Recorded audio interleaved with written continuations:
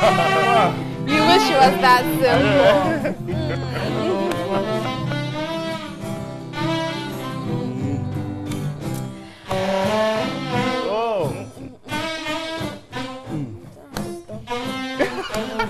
Yo, yo, yo, yo, yo, yo, yo, yo.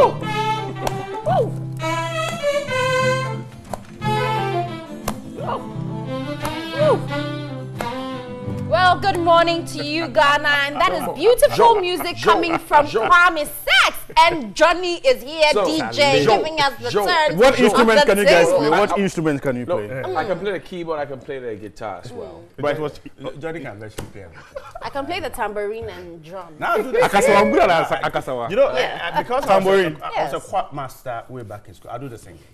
Yeah, I do the singing. But are you speaking Cockney? Oh no, I was a quart master way back. That's not Cockney. Yeah, you speak like a British. So you do the instrument, I'll do the singing. Okay. Yeah. Are you sure? From reggae to what R&B to I'm a tenor singer, you know that. Tenor. To high life, to hip life, to challenge, all the things. I'll be there. Yes, I know. No, I just wanted viewers to be aware. It's just that Right, he used to dance, he used to sing. I was a he former used to... Embassy Double Do champion. Central region. Oh my goodness. So, That's Central region. We have to find where it is because it certainly isn't the one in Ghana. Anyway, guys, thank you so much for joining us. As usual, we plan to make it enjoyable for you on Fridays because we're just winding off at work and going to settle in for the weekend. The funerals, the naming ceremonies, the weddings, and of course, the burials. I mean, that has to happen. The funerals, the weddings, the burials. One of my moms is gone. She'll be buried tomorrow. I mean, mother to Alfred, Nat. You just lost lunch. Yes, Alfred. I said lunch. Oh, you said the three boys. I remember the yes, day the three boys. Alfred, Nat, Joseph, and there's one big other one.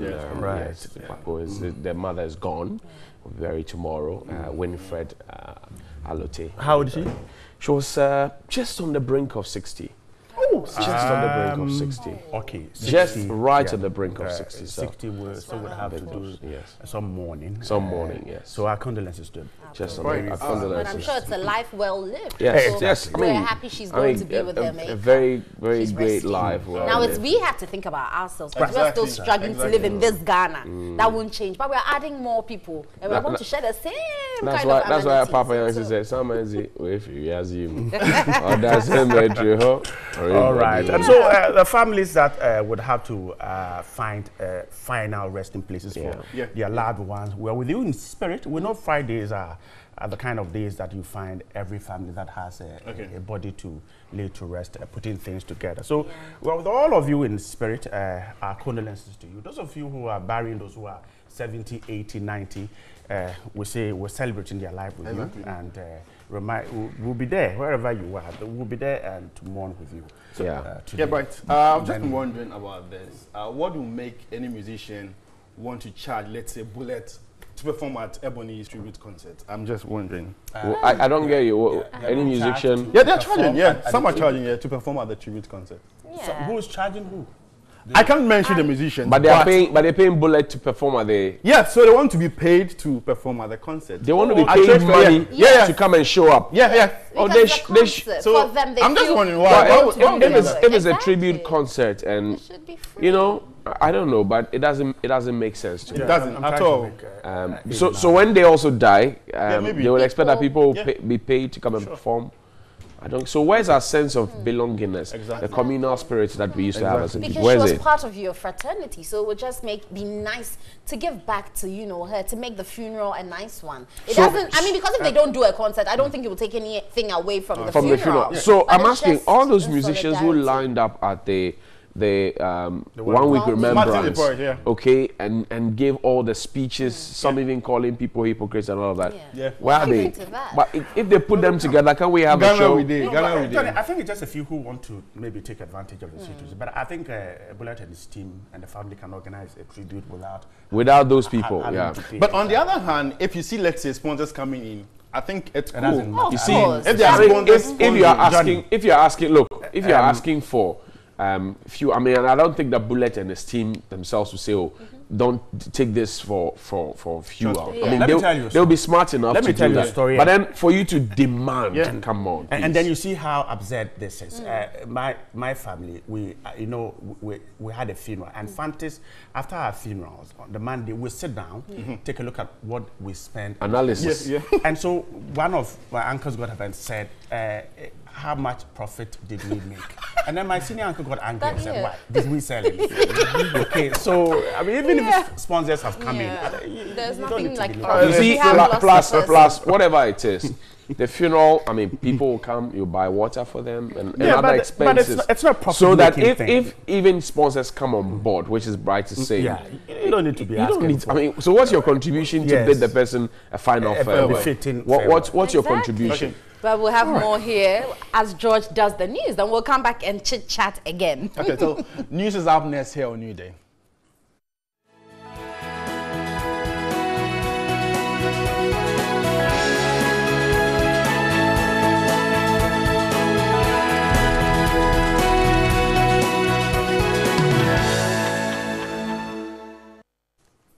Thanks for staying. Just so you know, we're also live on DSTV channel 279. And you can also follow the Ghana Month hashtag We Celebrate GH on Twitter.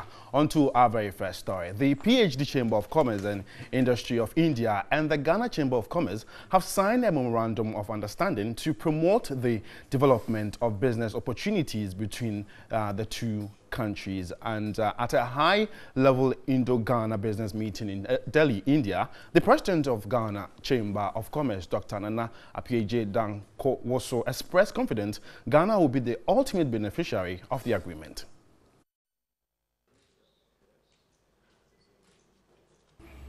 The Memorandum of Understanding, among other things, will promote trade and investments between Ghana and India and improve cooperation between the two organizations.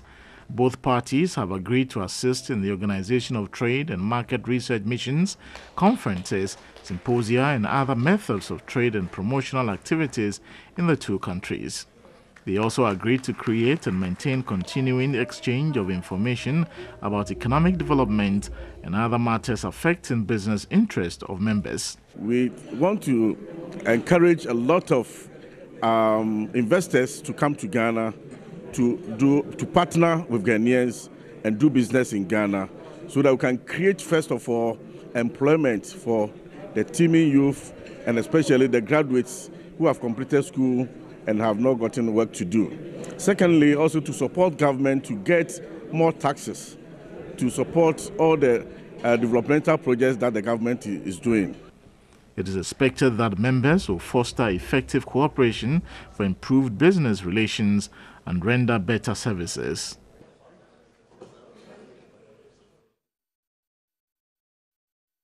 Still on this development, the Indian business community has lauded Ghana's steady economic progress and promised to invest in the country if the right policies are put in place. At a high-level business interaction between business communities of both countries in New Delhi, India, Trade Minister Alan Chermanton said government has created a platform to make the private sector thrive. The high-level Indo-Ghana business interaction, spearheaded by the Ghana High Commission in India, brought together key business players from Ghana and India to share ideas on investment opportunities. The meeting was an opportunity to sell government vision and business opportunities to investors. I mean, Ghana itself is a small population, but if you look at it in the context of West Africa, that is an estimated 370 million size population. With a very interesting demography, because 60% of that population is less than 35 years. It means it's a market just waiting to grow. Trade Minister Alan Chermanton said no investor will regret investing in the country since Ghana is on the right path to industrial and economic transformation. Without a strong, resilient economy, there can be no business. And that is why a major part of developing a country beyond aid means you have to have a strong economy to make sure that our local industries survive. Because how do I come to India to come and preach to you, to come and invest in our economy, when local industries themselves are collapsing? I'm not sure I'll be able to make a good case. Some participants gave their impressions of the meeting. I think what a strong step which has been taken today, and many people have come to know the strength of Ghana today, and I'm sure this will result into, and it will mature into many national, international deals which are going to take place in time to come. This conclave today has become a stepping stone for company of mine to do business in Ghana. So I'm really grateful that I was part of here today, and let's see, probably 1 or 2 years down the line, when I see you people, I'll be a Ghana. I'll have a factory in Ghana. Clearly, the business community of both countries, India and Ghana, are very optimistic that this meeting has opened doors for more investment and is a win-win situation for both countries. From Delhi, India, Nana Kwekwedia, TV3 News. And that was my colleague Nana Kwekwedia bringing us all those reports from India. Away from that development, the Dean of the Ghana Armed Forces Command and Staff College, Dr. Vladimir Danso, says the evacuation and demolition of private residences near the president should be viewed from a security perspective, devoid of sentimentalism. Dr. Danso says the security of the president supersedes any previous affiliations he may have had with his neighbors. He was speaking to TV3's Solis Roscotti. Life, they say, can be utterly unpredictable. You could win the lottery tomorrow. You could have a motor accident as well. Or you could wake up tomorrow morning to find out that your next door neighbor is president of the country. But in a situation where the latter happens, what becomes of you? The decision by National Security to ask traders near the president's private residence to relocate was met with strong opposition and criticism. With fair knowledge of the area in which the residence is located, one may wonder what could have informed the decision to evacuate only the traders. What about other neighbors?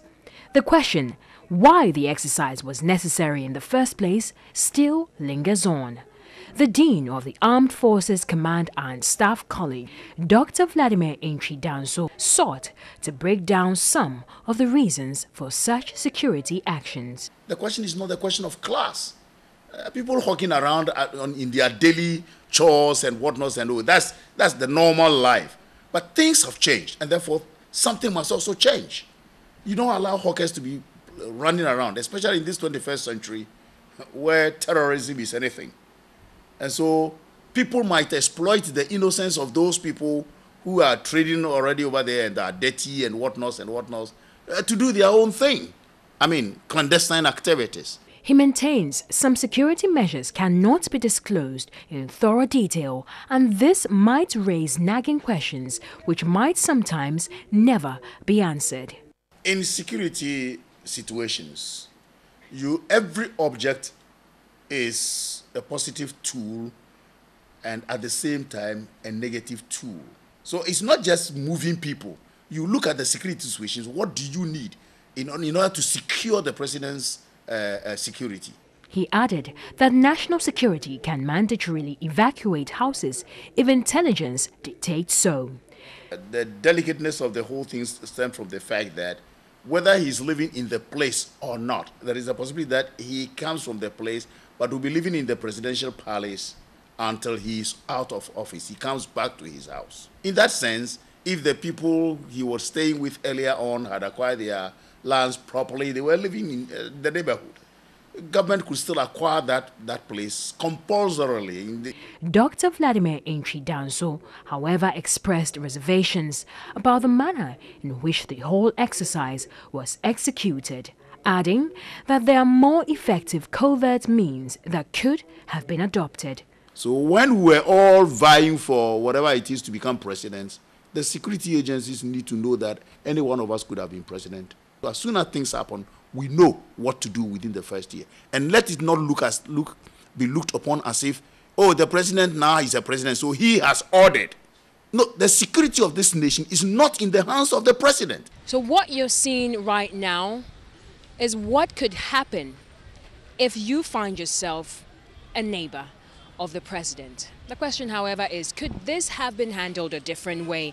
And could a proper education have been done to make it a smoother exercise? Solace Rose-Quarty, TV3, Accra.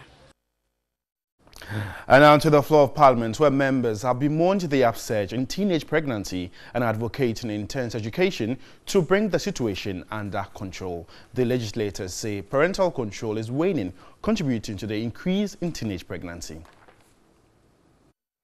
MP for North Dai, Jocelyn Tete, in a statement on the floor of Parliament, indicated the rate of teenage pregnancy is becoming alarming and stressed the need for the girls to be sensitized on issues of sex. If our young teenage girls find themselves getting pregnant in addition to their unemployed state, the social problem created culminates into a crisis with the potential to threaten social cohesion and stability of the state. This is how serious the teenage pregnancy phenomenon is getting. Other MPs blamed some parents for the menace, as most of them shirk responsibilities, with others giving out their young girls for marriage. We also have to educate parents to be responsible, especially the men. We make the babies and we continue. We don't look back. We behave like Albert Camus. And Mr. Speaker, Albert Camus just goes out with the woman and the next day forgets about even the woman that he slept with. The level of teenage pregnancy is very high, and it's not happening just in the rural areas. This is an issue that's happening very, very seriously in the urban centers as well. And we have very serious cases that the doctors are constantly reviewing, where you have even fathers impregnating their own daughters. And this is brushed under the carpet in the name of not wanting to bring disgrace to families, in the name of not wanting to disgrace the men who are responsible. But Mr. Speaker, what about the future of these young girls? Others advised the young people to either abstain or use condoms to protect themselves. If we can introduce this condom to schools and then teach them, public places, and then teach them. Because most of the kids, Mr. Speaker, if you ask them, why do you even have a boyfriend? The child will tell you that I have a boyfriend because my girlfriend, boyfriend bought a mobile phone for her. That is why I have a boyfriend. They don't even understand the meaning of sex. If you become an adult and you are successful, even when you are not too successful, it will be there for you. Why must you rush for it? That is what our girls must be told. That educate yourself, go through secondary or vocational training, get to the university, get to the poly, get to the midwifery school, get to the college of education, get a skill, get knowledge. If you are pretty, you are educated, the man will come for you. At that time, you can call the shots. The Speaker subsequently referred the statement by the North Dai MP to the Gender Committee for consideration and recommendations to the House. Meanwhile, the development agreement granting stability terms to Anglo Gold Limited and other papers were laid. Still in Parliament, Member of Parliament for Ifutu, Alexander Aponyo-Markin, has urged government to bring forward legislation to Parliament that will ensure dedicated source of funding for the Free Senior High School initiative. Alexander Aponyo-Markin fears the program may not succeed if it remains under the Education Trust Fund, which he says is already overburdened. Parliament has meanwhile approved over 924 million cedis for the GET Fund for the year 2018. Parliament approved the 2018 GET Fund distribution formula for an amount of 924,804,543 to enable the GET Fund Secretariat distribute same designated areas of the education sector. But MP for Akachi North, Peter Nochu Kotoi, said the 1.8 billion Ghana cedis for the GET Fund was reduced drastically to 924,000 cedis due to the capping of earmarked funds. After capping the money down or the amount allocation down to this, Ministry of Finance is now offloading some other programs and projects to GET Fund. For instance, capitation grants, feeding grant to special schools, senior high school subsidy for continuing students, additional subsidy for continued day students of senior high schools, basic education certificate examination subsidy, and counterpart funding That is for development of skills for industry projects. And that leaves only 447 million or 477 million Ghana cedis for Get Fund to operate. MP for Efutu proposed the enactment of a legislation to ensure dedicated funding for the free SHS implementation. Once there is a body, a governing body in charge of the funds, Mr. Speaker, would be able to resource our second cycle institutions to make the free SHS a success and to be able to sustain it. Mr. Speaker, we cannot sustain free SHS with this Get Fund. And we cannot sustain the free SHS if we would have to resort to other funds within the national pool. We need a dedicated funding, and this must be considered by the executive. MP for North Tong, Samuel Okujeto Ablakwa, says the cost of a 6-unit classroom has increased from 350,000 cedis in 2016 to 520,000 cedis in 2017 and wanted managers of the fund to come clear. So monitoring of free SHS program, we have 5 million cedis spent. But Mr. Speaker, despite this sizable amount spent on monitoring free SHS, we still do not know at this point as a country how many students have really been enrolled under the free SHS program. We came to this house, of course, 2017, with some revenue projections. And accompanying those revenue projections were expenditures, including Get Fund expenditures. In the mid-year review, we informed this house as a ministry that those revenues were not realized. What it meant was that the expenditures also had to be revised downwards. Minority Leader Haruna Idrisu argues the 400 million cedis used to pay teachers' allowance was against the law. 2.5% meant for Get Fund should not even come to the Ministry of Finance again. From Ghana Revenue, the 2.5% should be paid directly to the Ghana Education Trust Fund for purposes of executing their mandate under it. 1.8 billion, you reduce it to 924 million, and you are further taking 400 million out of it to pay allowances. What is left for him? Deputy Minister of Education in charge of second cycle, Dr. Yao Osei Educhum, promised to address concerns. And that's how we end news here on New Day. For more news updates, log on to our website, 3news.com. Also follow the Ghana Month campaign, hashtag We Celebrate GH on Twitter. And now let's get refreshed by some performance from Kwame Sachs.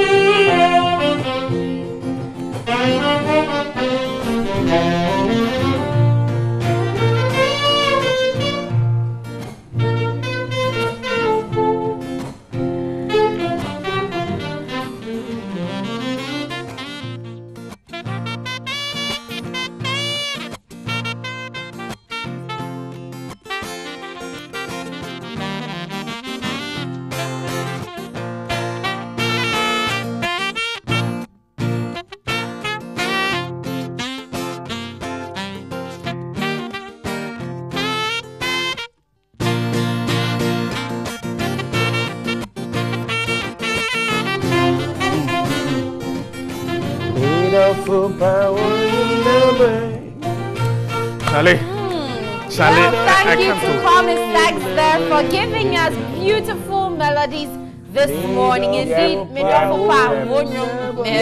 Charlie, I'm relishing a Friday evening. Mama doesn't know how to sing romantic songs. On the background, and then with a few beverages in front of you. How exciting that will be. It depends on the kind of beverage. Oh, but if you have some fruit juice and others, it helps. Yeah, like a chilled fruit with juice. This, because the music is just winning us into the weekend. But guys, let's do headlines now. The Finder says 3 have been jailed 24 months for sanitation offenses and 9 institutions have been fined. Also, the president says technical vocational education is key to economic transformation.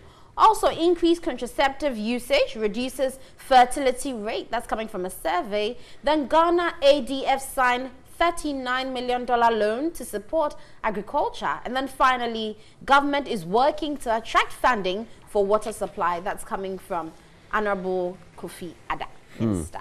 Honorable Kofi Ada, good morning to him. Yeah. I was really taken aback when I saw the sanitation story. Right. I mean, what are we doing to ourselves? Look, if the law cannot help us to develop, can't we change the law? Exactly. If the law says that if the man flouts sanitation rules or regulations, he or she has to be incarcerated. Is there no way we can change it? If you read the story, what happens is that the man is being jailed 24 months for 3 of them for their inability to pay 600 cedis. Right. 600 cedis. Yeah. Okay. Now he is going in for 8 months. The food, the electricity, and if you take a look at all other things we need to keep him or her safe for the next 8 months, that will be more than 600. It will. Our streets are dirty. So why do we throw the man in jail for throwing rubbish at an authorized place? Can't we get him to go and clean up that place and have other places around Accra? We certainly can. And we should. Well, I think that we should take a look at this law. The other time I had a chat with Judge Cheba and he was telling me that I asked him about this. I said, look, we say our prisons are full, and yet every second we are putting people back there, and we are spending money to take care of the people in there. And in most cases, somebody has stolen from you or damaged anything. The state benefits nothing. We rather have to feed them and take care of their medical bills. So I asked him, why don't we do non-custodial sentences? The law. And he says, well, if they are only administering the law. So let's change the law. If the law says jail the person or fine the person, they cannot say go and do communal service.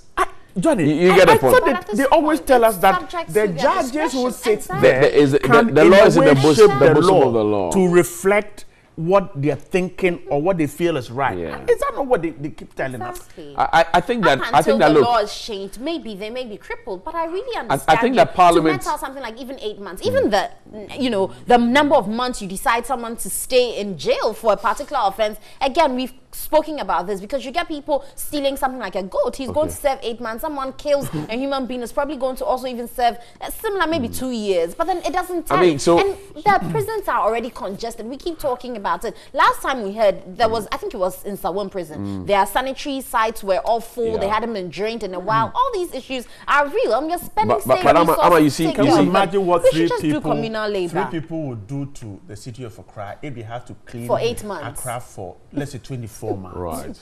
Okay. Let's say 3 times a week or 2 times a week or 4 times. Communal duty. Communal duties. Look at the stretch from the ring road. The median is weedy. No, there's nobody there to take care. And we have look for what someone gets for stealing maybe a goat or maybe cassava or whatever it is. There's a base and there's a ceiling that the judges have always told us. I think that the municipal assemblies and the district assemblies, what they need to do, because there are bylaws that they channel, for example, the AMAs, which I'm told is under some reconstruction. Right. The bylaws must be in sync with the main law. So this is a question for Parliament, and maybe something for Parliament to start talking about and start taking some real action about it. Whose duty is it to change the law? So let the local government ministry or let the Ministry for Water and Sanitation sponsor a bill. Let it go to Parliament. Let the parliamentarians deliberate about it. If they really want us to believe that they are concerned and they want us to win the fight against sanitation, then they should sponsor a bill. This is a very bad. It's story. A very bad thing. It's a bad story for me. Sad one for me that we are struggling to keep the city clean, and yet these persons are going to spend 24 months in jail. Okay, and we can't look. You see the level of deterrence. Okay, the effect of deterrence will just be around those people who knew that these people had been put in jail for doing the wrong thing. But if you bring them to the Nkrumah Circle, for example, and you give them brooms, and they were sweeping everybody in a certain uniform that's very visible. Everyone can see that they're wearing an orange costume or a green costume. Yes. And then you put something in front of them, let them sweep. And everyone gets to know yes, that they did this. Yes. Somebody will be asking, and they'll even be shy. Why is this man sweeping? Exactly. Keep them in the same, community where they even committed the offense. And so that one, because they relate to one person or another in the community, it serves as it's disgraceful. It will serve as deterrent to those in the same community to at least know that people are on the lookout for anyone who goes against this. It took one man, Sally Formankwa, to ensure that this happened at the Nkrumah Circle. And Johnny, his method is still viable. Reading the story, you see, it is clear from the story that these persons were arrested in the various places that they lived. Right. Now, I'm trying to pick that side of the story, that the accused persons were arrested for dumping refuse at unauthorized places by the Assembly's task force. Okay, so the Assembly's task force did the arrest, which means that they know where they live in the same community. And so this is the Sanitation and Motor Court in Accra here. Okay. So it means that the people live there and they know them. But see, right, aside that, the people were charged, I think, some 600 Ghana cedis. And they could not pay. Failure to pay is what has landed them in jail. Yeah. So the question is the 600 Ghana cedis even more deterring? It's not. If I can afford 600 Ghana cedis and I toss my refuse somewhere and you arrest me, you take me to court, I say, I'm sorry, take your 600, I go back. Yeah. What has happened? The story says that 7 out of the 11 accused persons were found guilty and fined to pay 600 each. Okay, and so out of the 7, 8, out of the 11, 7 managed to pay the 600. So those who couldn't pay. Now, then you'll be asking, even that money that's paid, okay, what does it go to do? Okay, it can clean even a square because if kilometer. Consistently they've been pouring their refuse into the gutter, it's washing down and it gets to stocking somewhere. That's 600 by 7 that you have taken from them. What can you use it for? I mean, to get one excavator to come and dig, or you get the boys to come and dig the thing and go and recycle the refuse and everything. You know how much it costs? Someone must get to act on this. I think that someone must. Sometimes we joke too much in this. If the law doesn't allow non-custodial and someone that we want to see splash their photos on the front page and get what? Applause.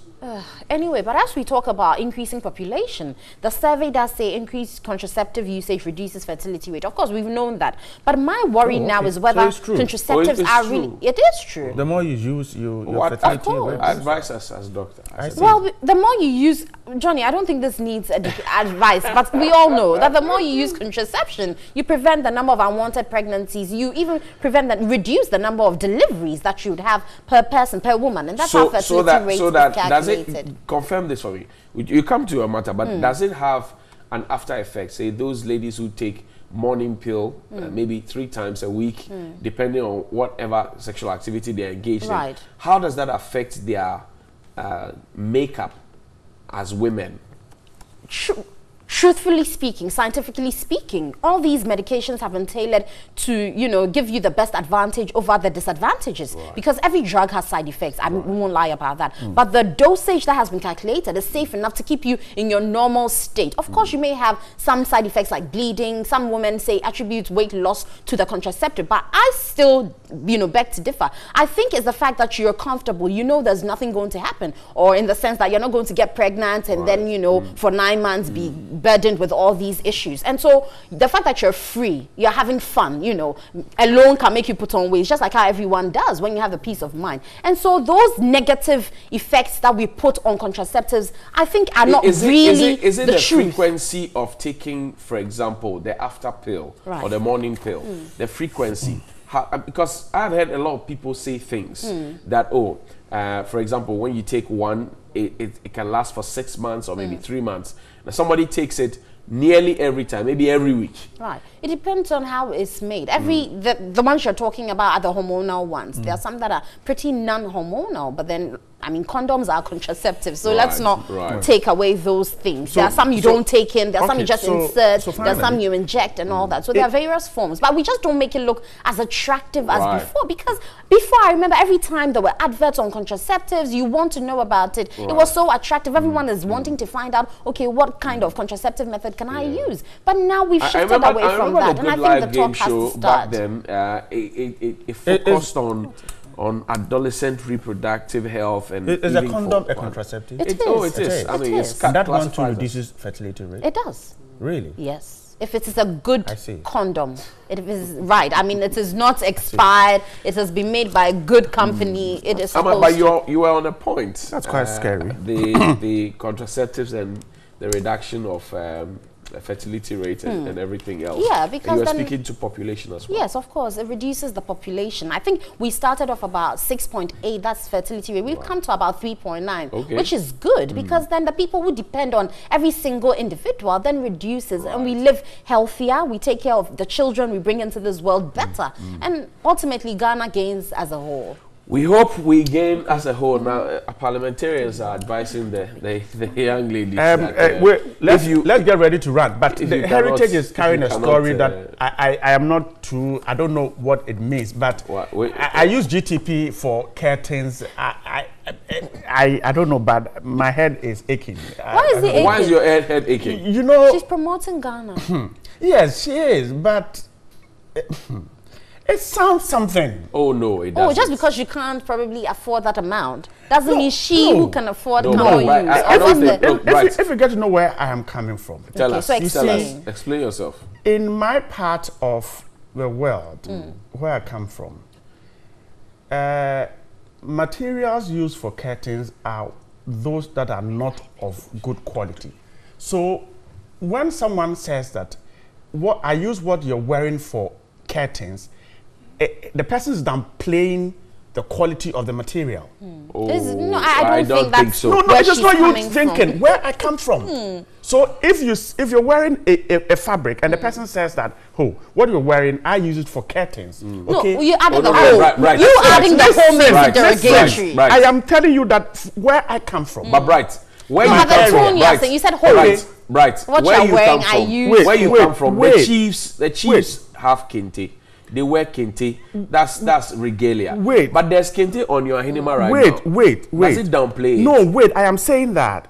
You see, when I understand the minister what she's saying, trying to get people to, but I'm saying that the language in which the paper is carrying this, in some areas, and I know what I'm talking about, that when someone says that a fabric is used for curtains, it's a signal that it is not of good quality. Right. Okay, certainly. We get back on that, but he's sharing his view. But guys, let's hit the streets and find out what you think about reviving the movie industry in Ghana. Of course, we brought Sadia to you, but what do you think about the movie industry in Ghana as a whole, as it stands now? Let's rant with George.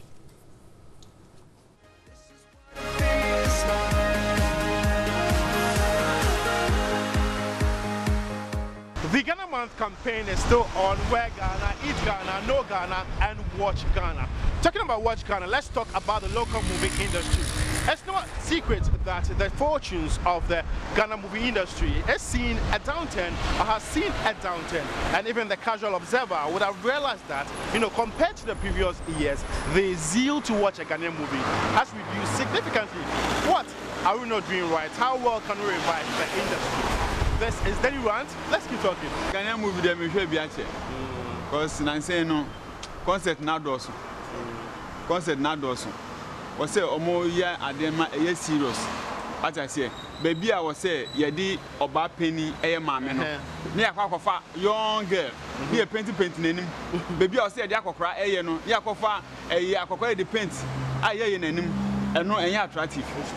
Ye pese baby a openi mami ewo no abrewa no ye fa abrewa nye baby a edize say mami a wedi be 30 years e ko no ye nkofa akra wedi 18 years na ye nhye ye mbobon pampers mbegina ho say oye oba peni wo hwe Nigeria fo yi a baby a openi wo no ye de openi ato baby akokora wo no ye de akokora ato ho position mo ani abre what I say na okofa bi ho na ejako young guy ni aye na akokora Usha say yesterday I say concert bi nti enye attractive ma say come say Ghana film nkonkwohwe what I say Usha Americans di am films here baby a friend say blowman ewo no or two blow say yes or two blow onko fa akwala takataka mbejo say akwala takataka mbetu sa blow no there bi nti say mo pese Ghana industry no eko nanim a me the points am dey amam no move far ebeboa yen eno be ma Ghana phone any baba ho ye be sa to cassette no na ko fa concert one be to sa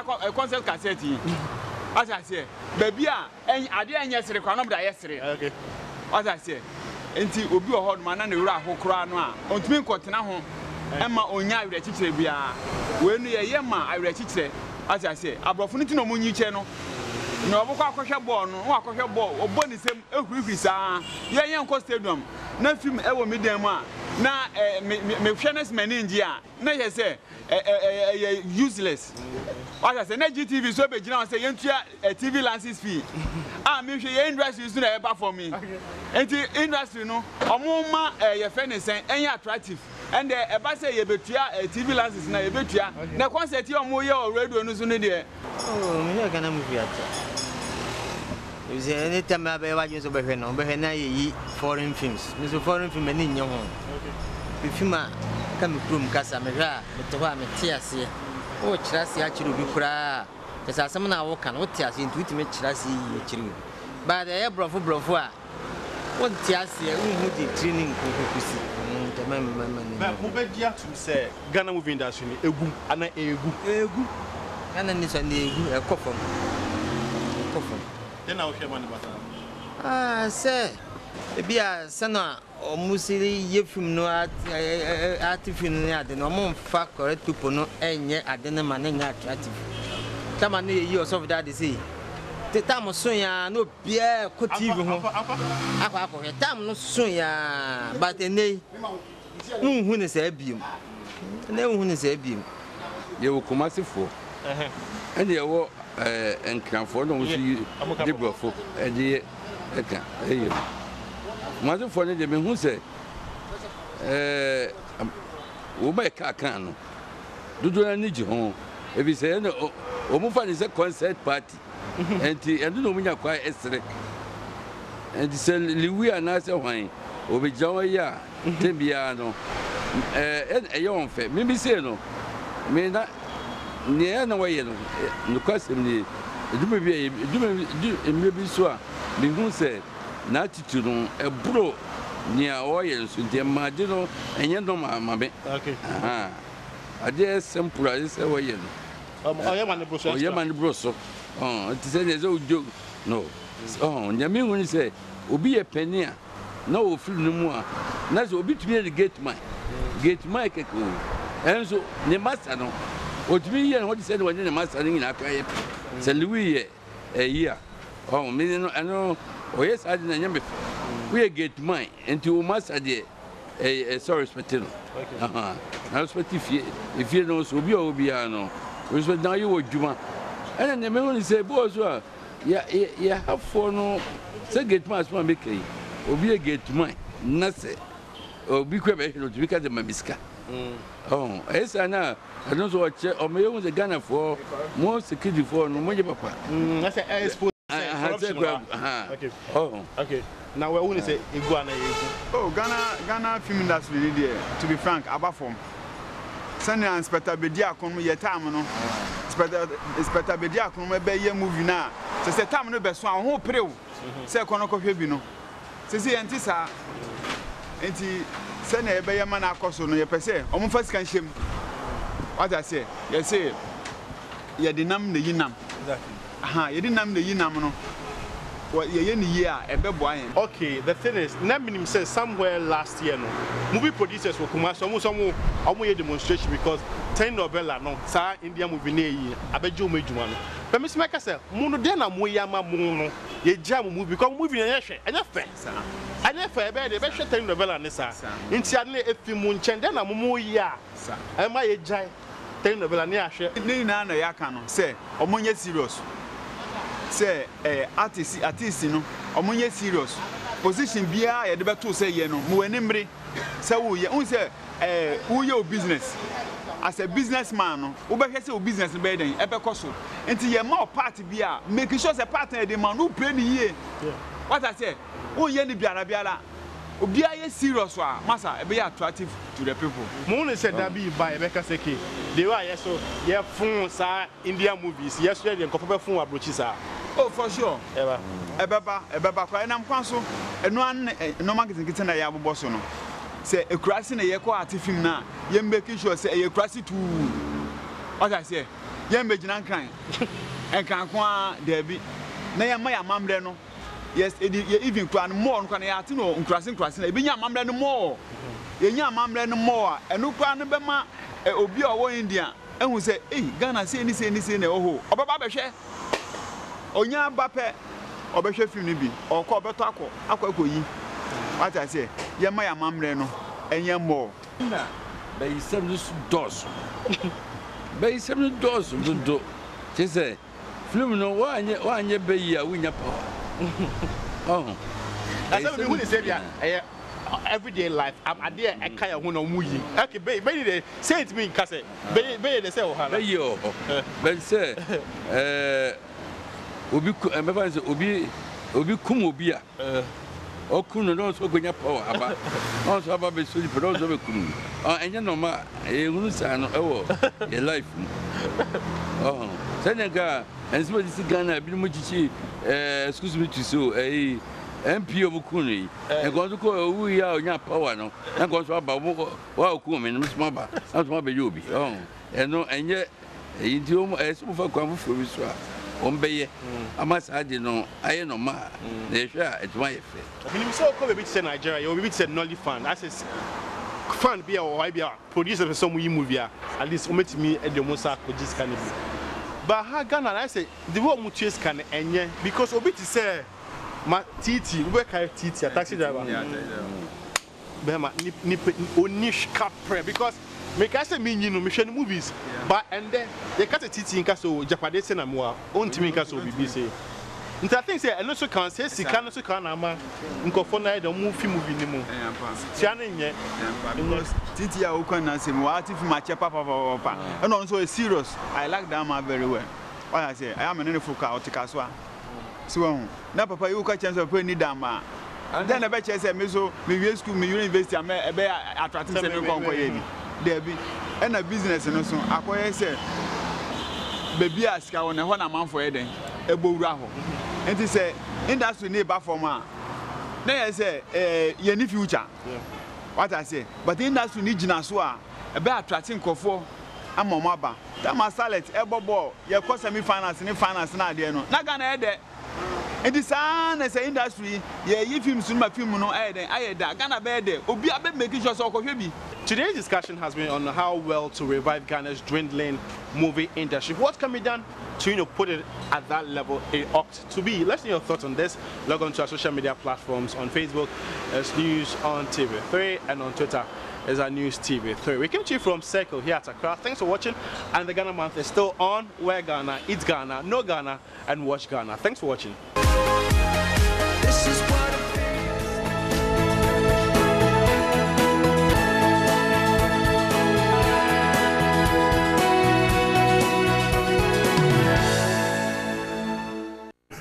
All right. The Times start in the morning. It says that the creation of new district assemblies stop fight over district capitals. The president is talking there. And then 38 newly created districts, municipal assemblies take off.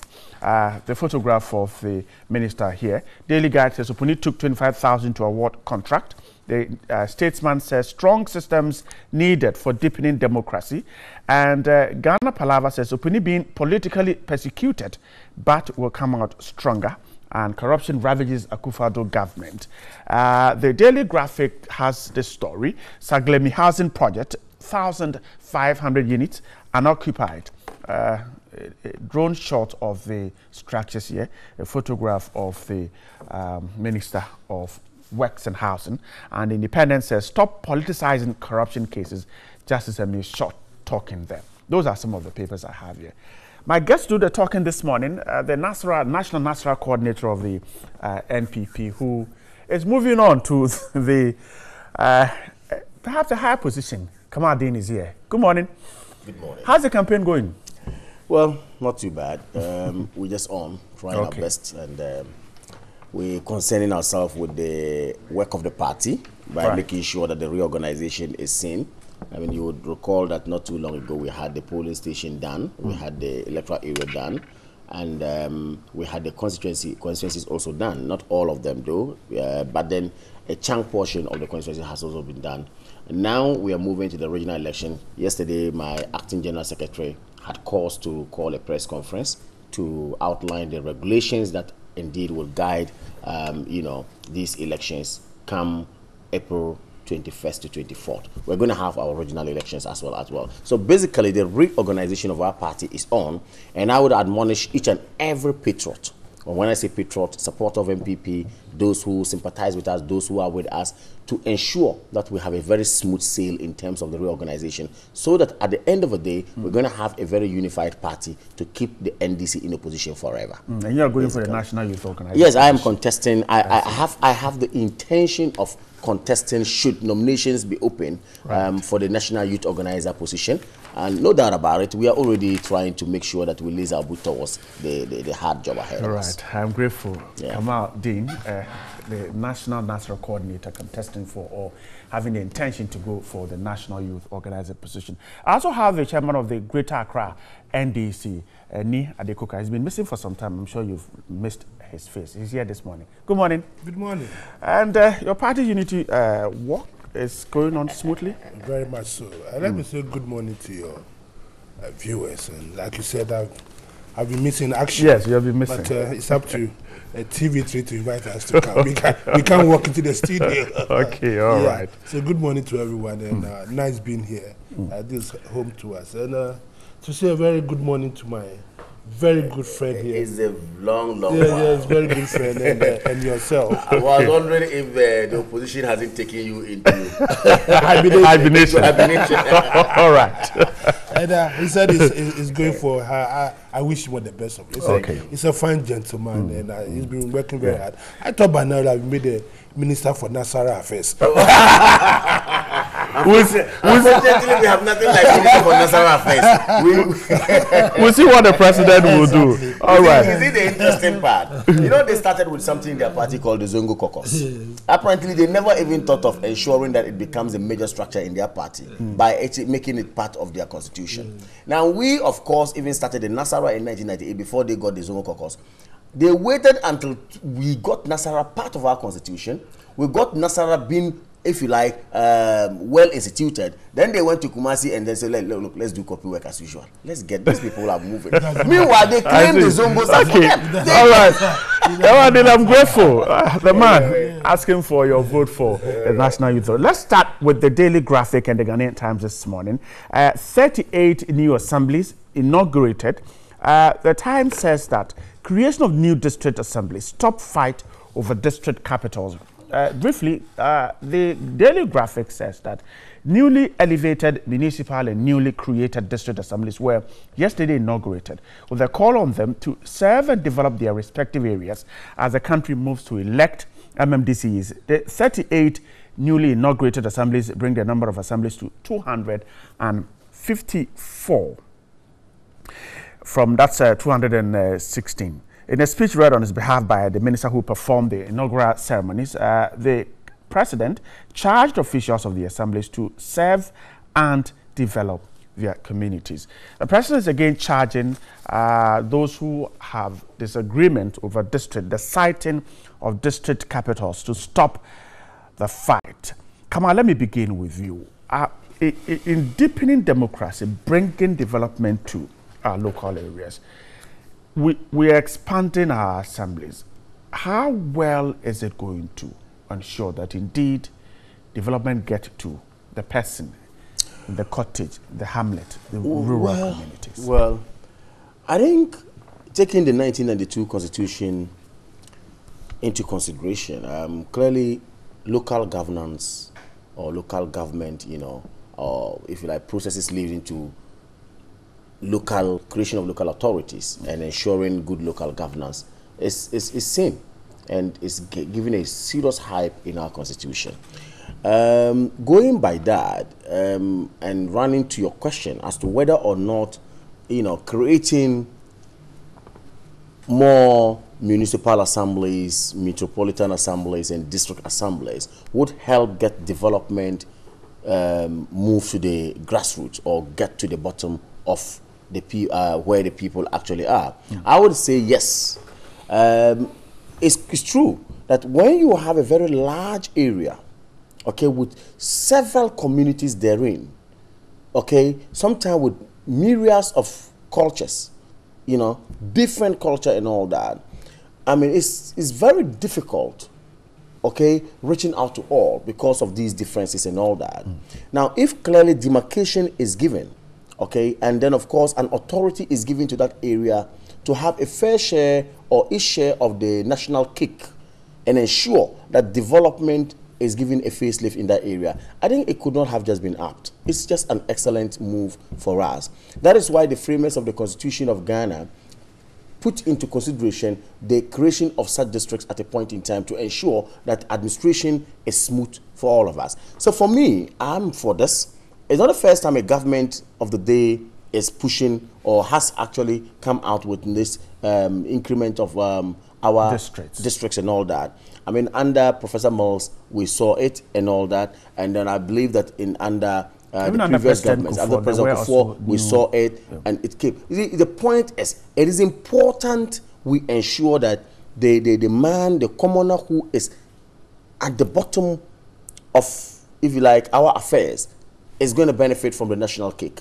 Yes, there are those who will say that a very large area doesn't really matter. You just need hard-working officers who will go out there, identify what is needed for this community, and then that is done. Prioritize what we're going to do, and is able to be done. Yes, that's true. However, remember, we're humans.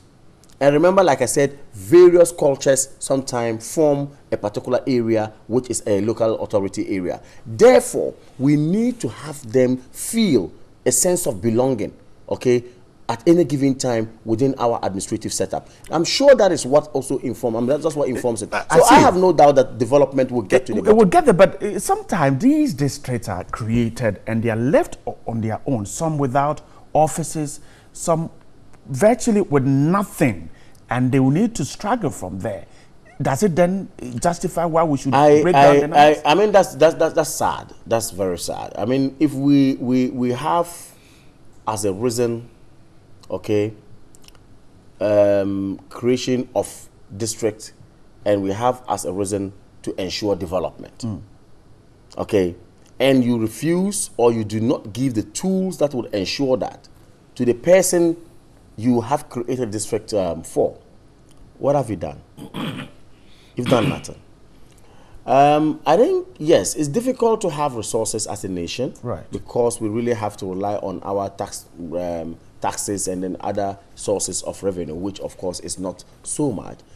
However, when we prudently use what we have and ensure that we prioritize, if you listened to me earlier on, I did mention that we need to prioritize what we do. So if I create a district and know that this is what to do, I'm supposed to do to empower that district to grow, then of course you don't renege. You ensure that is done. So yes, so the duty of the government that is creating the government is a duty of the central government through the local government minister, if you like, to ensure that indeed these districts that we have created are not just left to rot, are not just left to wallow in poverty, are not left to be struggling. You go to a particular district and there's no district assembly office. I mean, yet we have a DC who is drawing salary. We're going to have other officers who draw salary, but yet they don't even have a place to sit.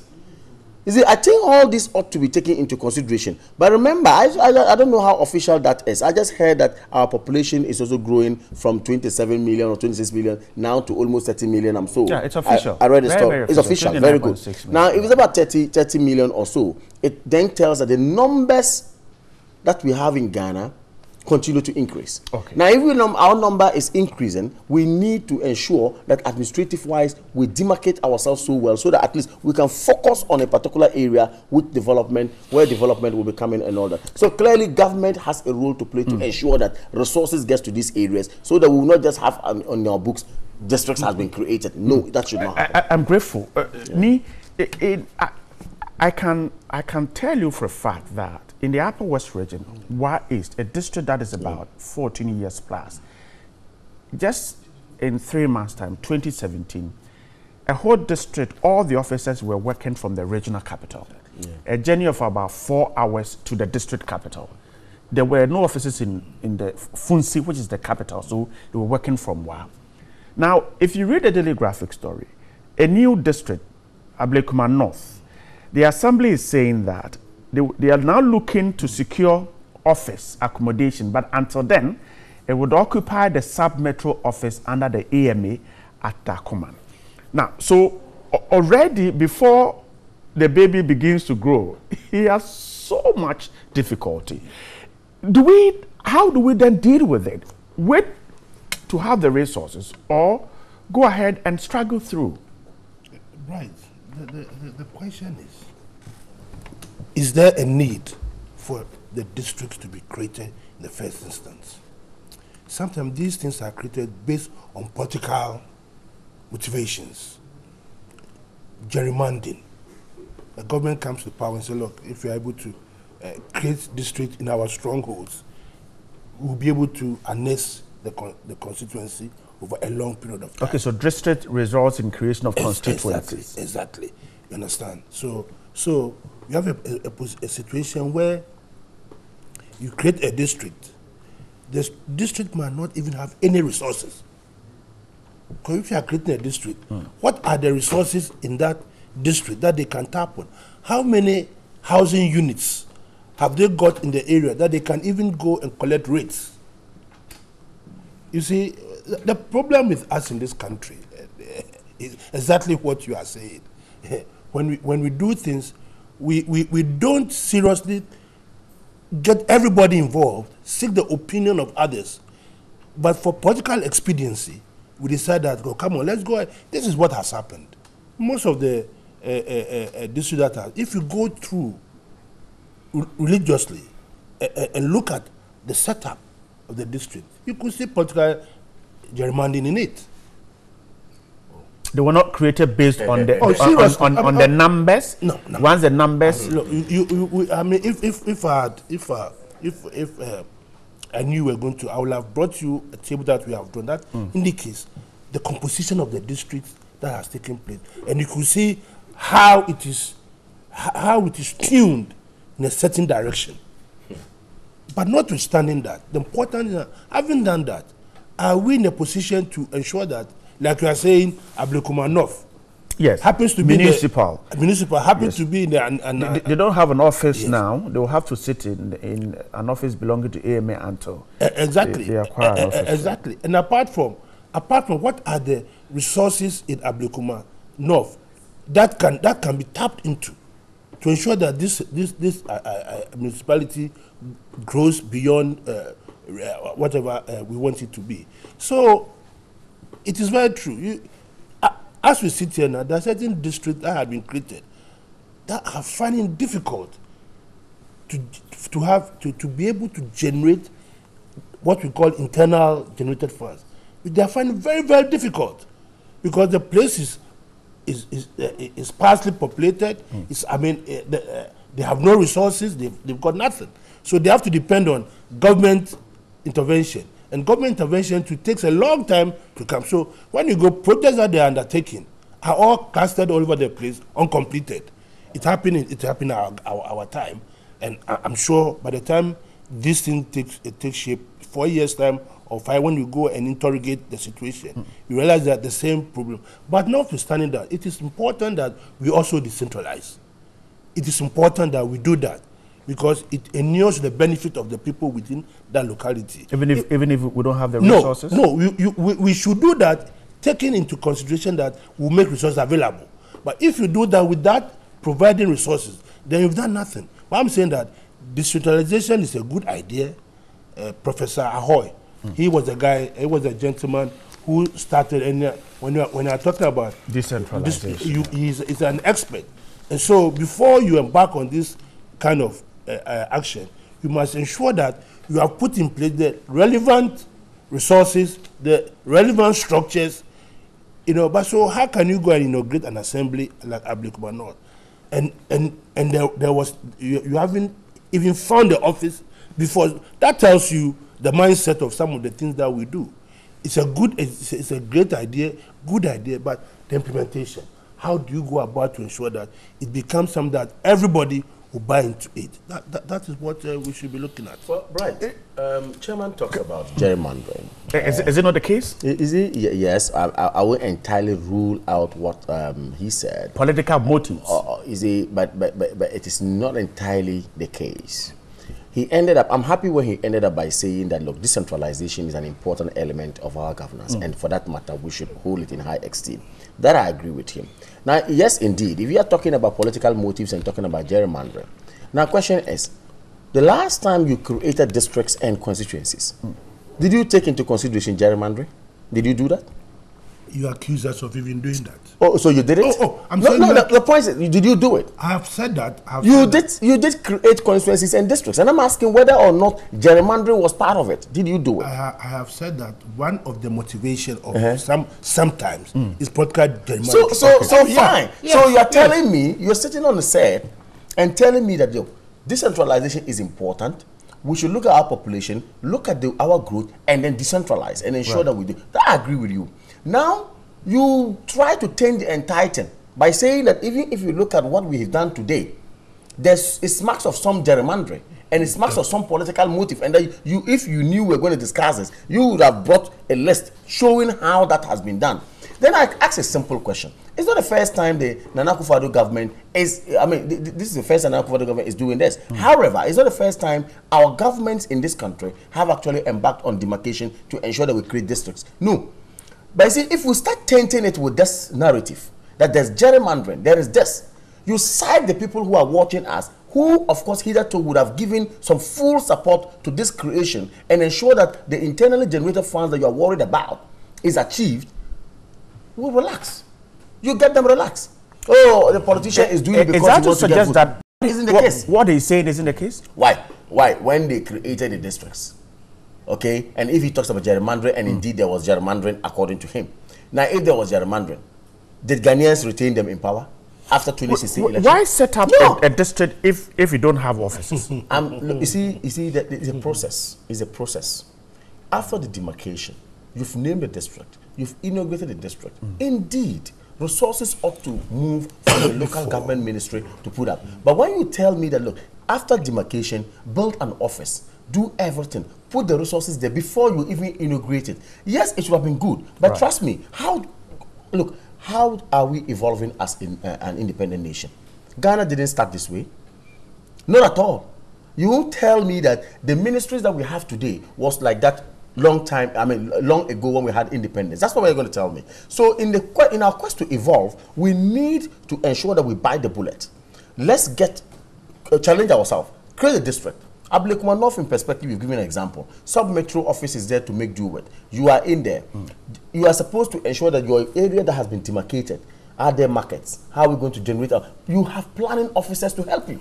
That is why every single district has what we call the planning officer. You need to always get the guys who work. My problem is getting some basic things like office. Shouldn't it be there before you set up a district? Oh, it's not basic. Like it's not, you cannot just say because the office, the district will be manned by officers. Now, if they don't have where to sit and work, why do you create a district? When you took Ablekuma North and you gave an example, then you went further to say that there is a make-do, or if you like, they are using structures belonging to the area before, and they are using a sub-metro office. Right. Of course, it means that other areas, because this example you've given tells me clearly that, of course, these kind of it could happen in some other areas. If you like, improvising would happen in other areas. I'm sure that the government of the day, if we take our budget and all that, of course, might have factored into the local government ministry's budget some of the creation of some office space for some of these districts, and I believe clearly that indeed there are steps put in place to ensure that we have them equipped so that they can function and function well. But my problem is if we start to politicize it and make it look like it's going to look out for votes for a particular political party, that is where we are going to defeat its purpose. And it's wrong. So if we start... So you think that politicians don't take advantage? Why? If I'm telling you... But you know, but you know that the creation of the districts is tied in with constituencies, because the EC will take a look at the districts and then will come out with new constituencies. I agree. Yes. If you listen to me, I didn't entirely rule him out. But I'm saying that, yes, it's not the first time government is creating districts. And if indeed he says that that's the argument we seek to espouse. Right. The last time they created districts, constituencies, have they been maintained by the Ghanaian voter? No, they have been voted out.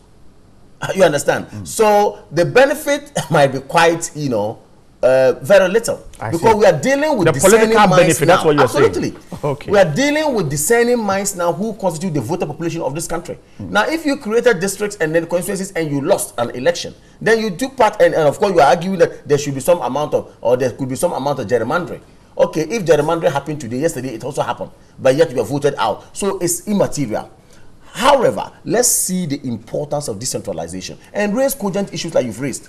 They have no offices, they have no resources, they have no. These are important and nagging issues. We need to ensure that we address them so the local government ministry will not just come and tell us we have a district. We'll also ensure that the finance minister will factor in some of these things in their cost, so that at least at the end of the day, we have smooth running of some of these administrations. All right, wrap up for me on this side. So in this direction, if we are to create district and municipal, from what you told us, that sometimes we look at the political advantage and do it, and then there are the resultant effects of underdevelopment. Exactly. How do we do it to ensure that we go away from the politics and bring development to the doorstep of the people? Yeah, like I said, it's a noble thing to do, because we need, population is growing. Right. And Accra, for instance, take Greater Accra. Accra now is straight to the extent that resources within Greater Accra is at, what do you call it, boiling point, where, you know, roads are choked, hospitals are choked, we have all manner of problems. So if we decentralize and we allow development like the markets, we are able to go and create other markets in those areas and are able to bring housing to those areas, power, electricity, improved sanitation, improved whatever environment. People will definitely move in. Good transportation system. So when we are doing this, that was why I'm saying that if you take the political motive out and you mean to really decentralize, then you must make sure that you ensure that whatever has been put in place is developed to the extent that people will have the need to move to those areas. Right, because there's development there. But if you just, in a name, you create a district assembly. It doesn't work. It doesn't work. And you go there, and for the next 4 years, not a single school has even been put in place. Then we've done nothing. So what is the motive? And what do you want to achieve? These are the kind of things. We just woke up one morning and we're told that X number of district assemblies have been created. And what I'm saying that, what were the inputs? What consultations were done? Because we just woke up one morning and the local government minister announced that Ablekuma in Greater Accra, AMA, Ablekuma North, Ablekuma West. When you come to Ablekuma West, they created a district. Right. I mean, they are yet to find an office. The same. It's not only Ablekuma North we are talking about. Even the ones that they've created in Greater Accra, Ayawaso East, they are all now going to look for offices. They were inaugurated yesterday, and some of them were inaugurated within the AMA municipalities. You understand? So, like you said, before you do this, in other countries, other jurisdictions, they've got councils. They call them councils. You've got Wandsworth Council. They've got Balam. You've got all these councils.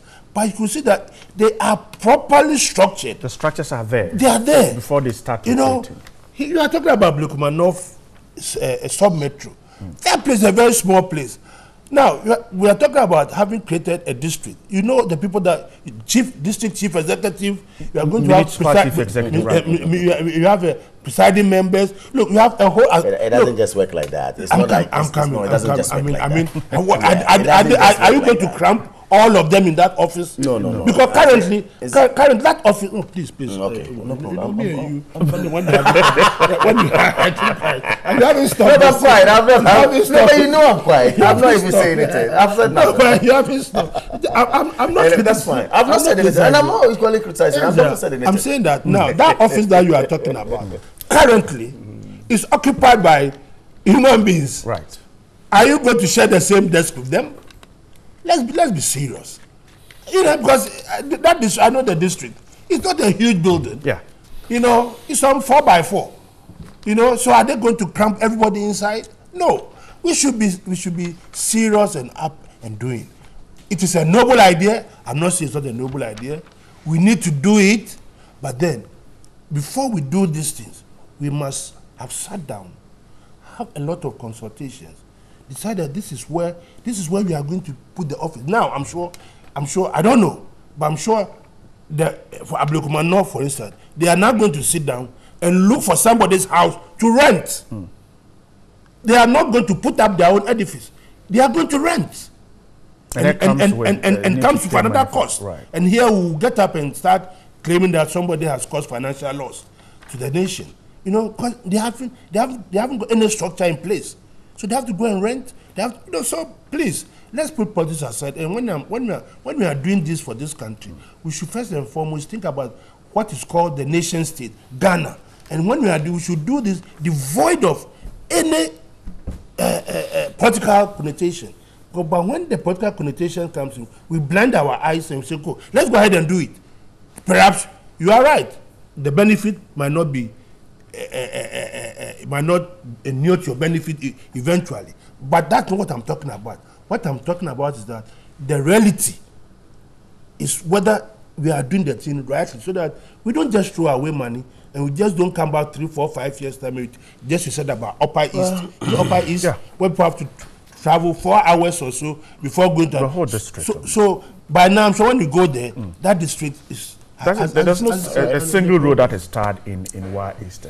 And if you go to Nafema Bushi, it's the same thing. Very sad situations there. Yeah. But let's move on to the Independent this morning. Justice Emil Short is talking here. It says that stop politicizing corruption cases. Former head of the Commission on Human Rights and Administrative Justice, Justice Emil Short, has called on Ghanaians to desist from politicizing corruption cases. The call comes on the back of claims by the Ashanti Regional Branch of the NDC that the suit leveled against the former CEO of COCOBOD, Dr. Stephen Opuni, is a political witch hunt. The story is that the AG and the Minister for Justice have charged Dr. Opuni and one Seidu for causing financial loss to the state. Justice Short's argument is that politicians are taking advantage of this and coloring alleged crimes. Kama, let me begin with you. Why do politicians color crime? Alleged crime. If we did it yesterday and someone is doing it today, we are all wrong. That is why we must move in ensuring that indeed this nation is given the proper nation building statutes that we want. Have we used a law before to get some people, if you like, punished for willfully causing financial loss to the state? Yes. Can we use a law today? Yes. Taking someone to court, is there what we call presumption of innocence? Yes. So fine. If as a nation we have been able to, if you like, put on the table for ourselves what we term as laws, okay, and then we also have the belief that as a nation, crime is crime no matter what, and crime is prosecuted by the state. Now, if we have all these things, I'm not sure anywhere in our books or law books we've mentioned laws meant for political party, or if you like, laws meant for MPP and laws meant for NDC. And at the point when somebody is wearing an NDC shirt, then all NDC must put the law meant for the state aside and come and support the person. Or there's also another one for MPP. I'm not sure we have that. So I could not have agreed more with Justice Emil Short when he says we should stop drawing politics into corruption cases. Not until we come out as a nation and stop this and nip this in the bud, and this NDC, MPP, NDC, MPP, NDC, MPP thing, then we can never have a forward march. Why? Dr. Opuni is taken to court. Dr. Opuni has a right to counsel. Of course, he has a right to defense. The other gentleman who is with him has a right to defense, has a right to counsel. We have seen in this country where at the end of the day, processes in court as a point in time results in what? Saying that you have been acquitted and discharged. We have seen in this country where processes in court will end up by saying that, look, you are faulty, you are at fault and therefore you ought to be punished, giving custodial sentences and all that. These things are processes of law. So, like he said, it's important. And I tell you, we walk to the donor out there in the UK, the donor out there in Denmark, the donor out there in Holland, they say, look, we need money for such and so and so and so. I remember Dr. Opuni and Co had to go to France to take a chunk money to come down for cocoa development and all that. And this cocoa syndicated loan and all that. I mean, when he was in charge. So we go to them, we take money. The next moment they hear these horrifying stories. These very horrible stories that, look, some money has gone down the drain. And we have evidence to prove. Therefore, we are taking this matter to court for the court to decide on the face of the evidence that we have. Then somebody sits there and say it's witch hunting. It's vindictive. It's this. It's that. Like I said, MPP has done it before. NDC is doing it now. It's wrong. And I'm happy we have a president today who come out to say, look, not even my wife, when she is cited, will I shield. If this same president, when his men are accused of corruption, and then he says, you wait, when the special prosecutor is in place, we'll see who is corrupt. Is he not also politicizing corruption? No. The special prosecutor is not a political party, if you like, property. The special prosecutor is a state prosecutor, given some powers by the Attorney General, per our laws, to prosecute. The president says, wait until the special prosecutor comes and you see who is corrupt or not who's corrupt. Investigation ought to start. And I remember, that brings to for when the special prosecutor was being vetted. This idea about witch hunting coming up, he said, look, let me be very fair to you. The fraternity of law has what we call the advocate and the one who, of course, is going to come down to say, I'm going to fight for against. So if at the end of the day, I say I have an affidavit for, you have an affidavit against, and we all argue on the basis of law, then at the end of the day, the judge says, this is the way to go. The state prosecutor is immaterial. The matter will finally end in a public court of records. So I'm saying that if we have agreed that this is the way to go, and we all know as a nation, whether NDC, MPP, on the face of the law, this is what somebody has done. We are going to test it in court. Let us all keep quiet and look at the process to go on. But if you start drawing this politics, and then friends of Opuni, friends of this and all that, and then somewhere in NDC, they're fighting me. Why? Not too long ago, Adikoke and Co and Rocco to have said that we have done nothing wrong. If you think we have done something wrong, prosecute us. On this you said, many of them have said it. Today the language has said from prosecutors to persecutor, we are being persecuted. You demanded prosecution. They have looked for it. The books are saying that, look, this person can be prosecuted. That person is wrong. That person has done this. And it's not the first time we are invoking section 179 of our criminal code, which is the willful causing financial. It's not the first time. So clearly, if these things are there, and you were talking about, oh, if you know we've done wrong, prosecutors. I have sat on so many sets with NDC, elements, and they'll tell me this. The next moment I saw that, oh, prosecution has turned to persecution. You call for prosecution. And I'm saying that every MPP, Kamal Dean, if I'm wrong, and I have gone to, dip my hands in public coffers and enjoyed it and milk Ghana like a milking cow, I should be punished. Not until we speak that way is going to be bad for us, right? I should be punished. All right. Not about my political colors, not MPP, not NDC. Be punished if there's evidence to prove it that clear. Come on, Dean, I'm grateful. Yes. Why do politicians color crime with party colors? Right. I would have loved to meet Mr. Amos Short. He said, stop politicizing corruption cases. Stop. He has been in this country for a very, very long time. And the time he started politicizing corruption cases has been there for a long time. Where was he? I thought he'd have made this statement when he was chairman of the, was in Shraj. Right.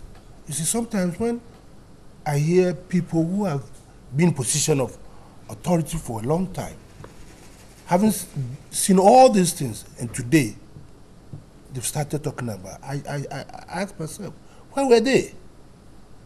Where were they? My brother said earlier on that MPP had done it before. So, if you've done it before, today if somebody is also accusing you of witch hunting, because when your people were being taken to court and that kind of. I remember Ghana at 50 or all those things. I mean, we're all here. MPP, placards, demonstrations, all over the place.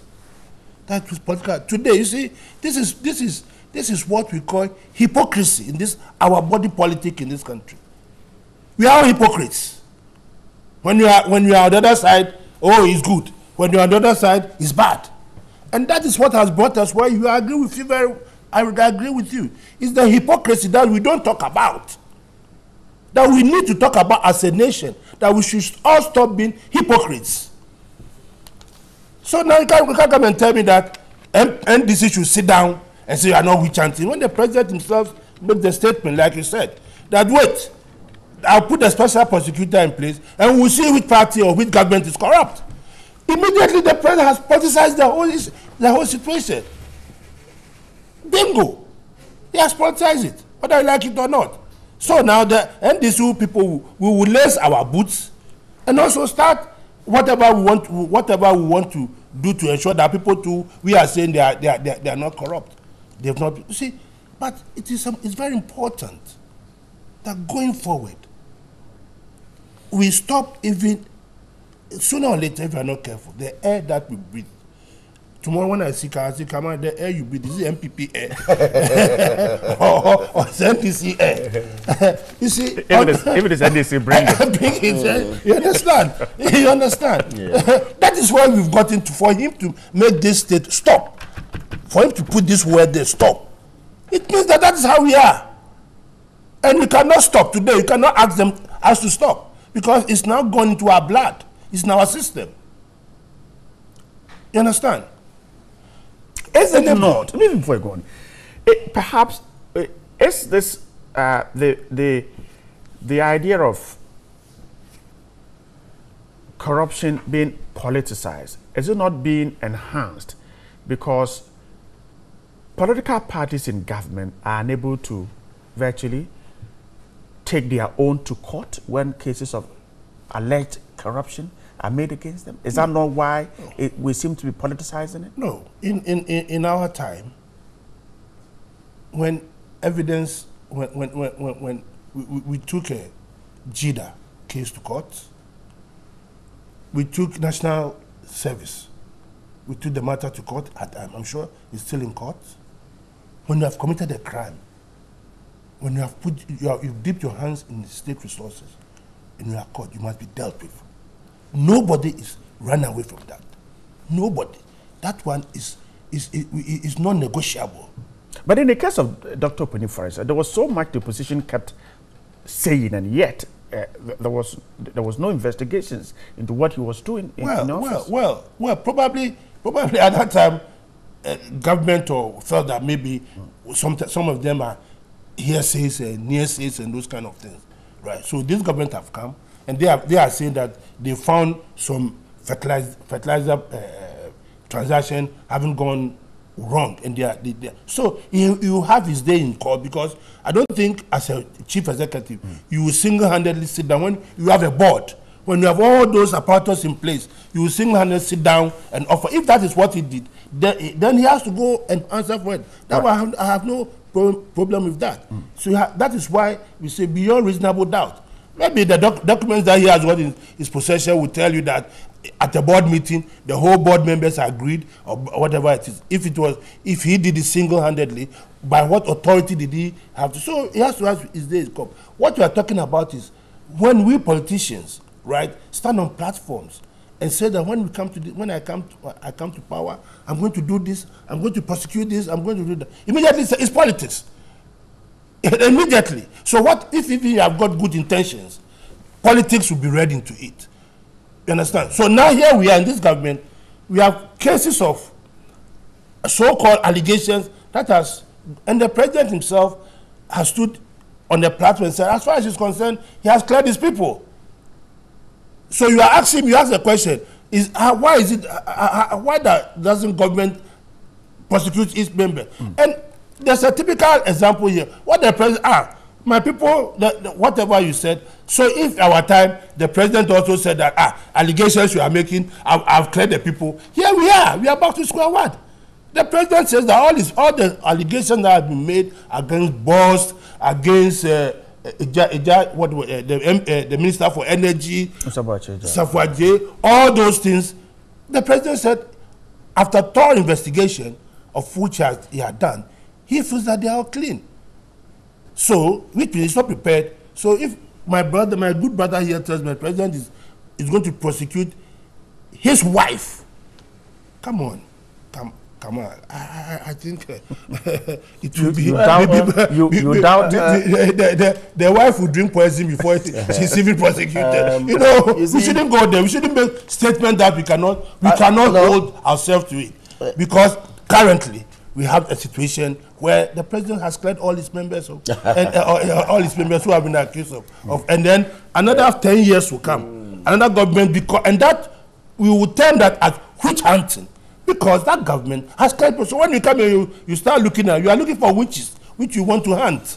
So we will only stop politicizing corruption when another government comes from, when we allow the state institutions to work without fear or favor.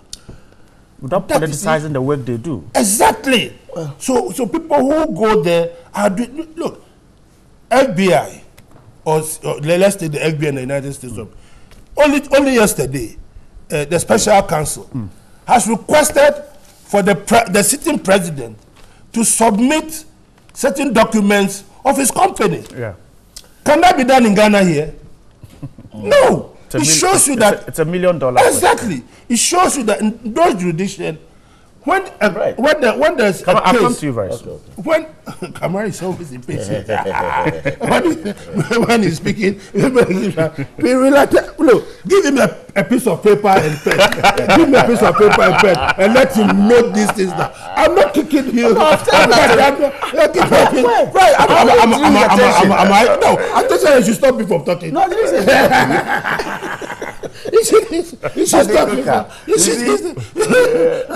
Anyway, that's fine. Right, you see, so that's what I'm trying to tell you, that even the almighty United States of America, only yesterday, Trump is asked to present his documents from his company, which is related to Russia, because the man has got the independence. He doesn't care whether you are a Republican, whether you are a Democrat, whether you are an independent. He doesn't care. If you like, sack him.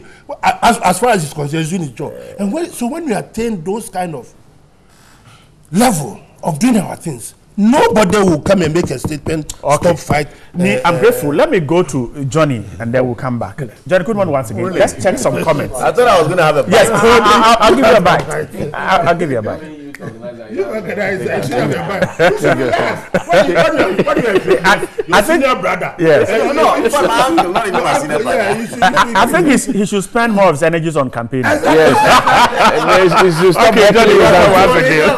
Michael Amini in the UK says, as a matter of fact, the current state of Galamsey activities is getting worse as before, and quite worrying situation that this menace is largely perpetrated by foreigners, especially the Chinese. It's quite unfortunate that we have opened our gates to foreigners who even don't have legal status in Ghana to cause havoc to our environment. And it's also a shame that our courts are helping the Galamseyers to continue their nefarious activities by not punishing these recalcitrant Galamseyers severely so as to serve as a deterrent to others. The Operation Vanguard are doing a fantastic work, so we shouldn't make their efforts be in vain. Technical vocational education key to economic transformation, says Nanado. I agree, but clearly Nanado is so confused. If you know what is key to the economy, why did you start with free boarding schools just for cheap popularity, Abi? Then advise your followers. Well, Mr. President, Ablade, Efiekuma Zongo Takrade, we're sick and fed up with empty, hopeless promises by Mr. President and his vice. Allah is watching them done in the Jura. JB in the Swamp says, a crime is a kind of disease and it should be treated as such. I do support the charges against Dr. Opuni. We cannot achieve Ghana beyond aid if we have people who have decided to milk this country. And to quote Martin Amidu, Ghana is not a milking cow. Hashtag Operation Retrieve all stolen monies to build Ghana beyond aid. I rest my case. Masaudu in Kumasi Bantama says, As a country, if we don't punish wrongdoers, we will destroy our nation. The law must deal with Opuni and Seydou Agongo for causing financial and economic murder. Thanks be to God to have a president who is ready to fight against corruption. It says, Chema, to me, regards to you. Good morning, TV3. The sanitation situation in the city is very worrying, but oftentimes our leaders only pay lip service to the challenge. What sense does it make to jail someone who has violated sanitation laws and still will be feeding the person with taxpayers' money when the person could have been engaged in a rigorous punishment of sweeping around filthy areas every day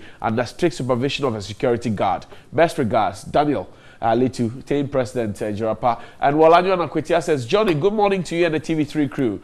I dare NDC to give out their ultra-modern party office facility to these affected traders if truly they care. If care is not taken seriously, Johnny, a time will come when armed robbers and homosexuals, etc., will politicize their misdeeds. Support me to do wrong, else I will vote against you mindset. It's gradually taking over our sovereignty as a nation. Even if no one is allowed to sell around ambassadors' residence, how much more a president? And we wish otherwise for a whole president of the state.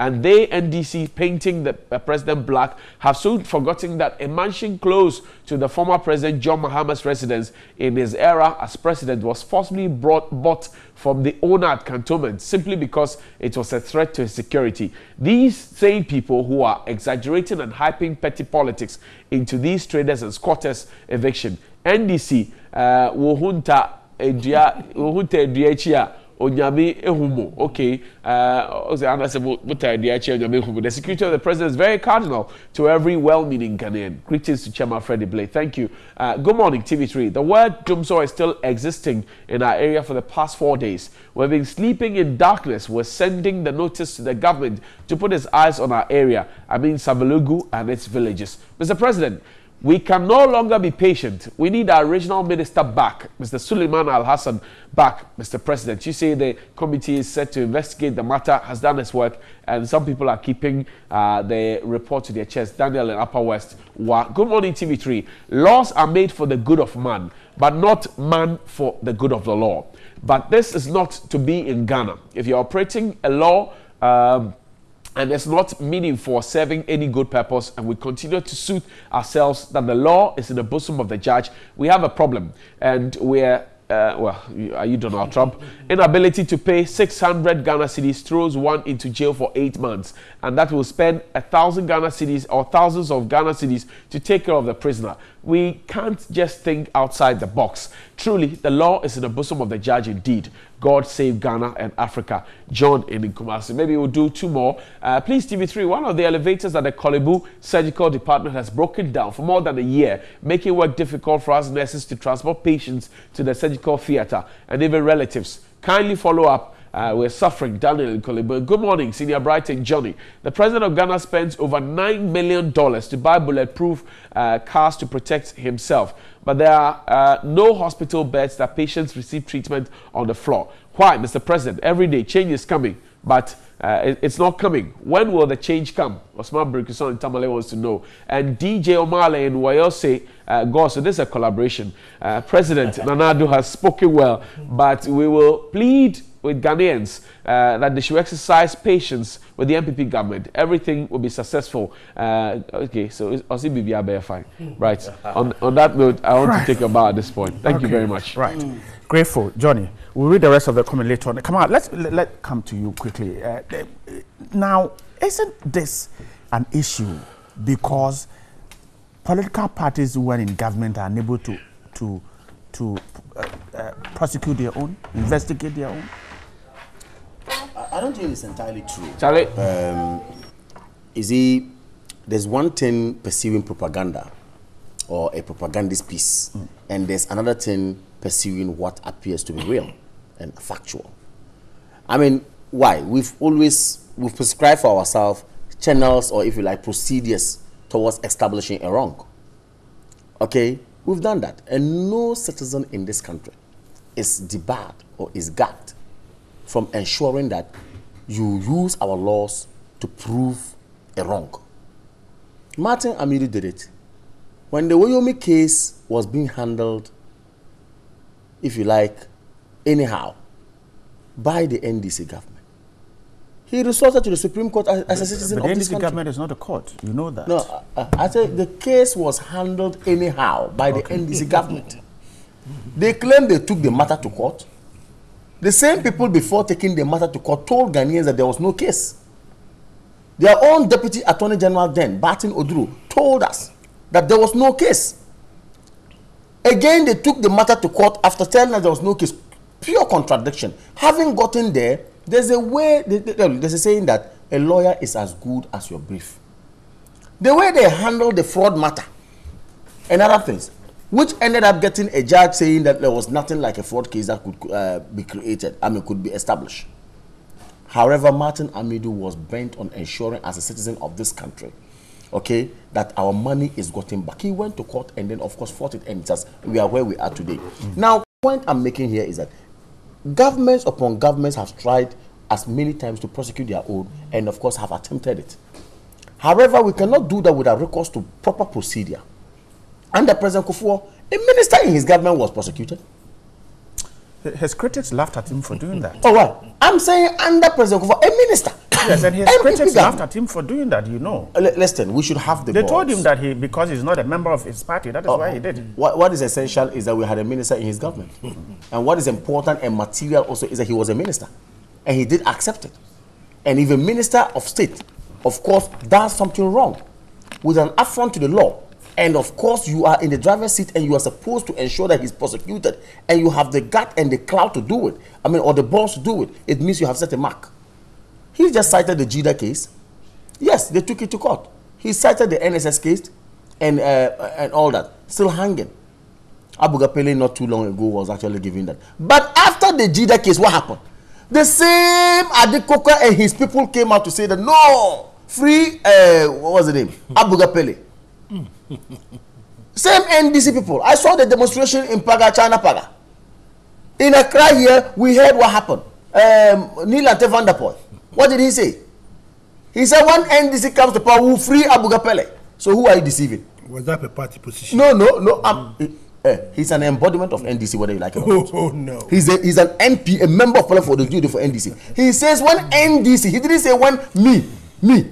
Neelante van der Poel. He said, if NDC is in power, we are going to release and we are going to ensure that Abu Gapele will be. So who are you deceiving? Come on, so that buttresses the fact that, because of the way corruption is treated when parties are in power, so it will continue to politicize. So it then comes to buttress the point made by Emily Short.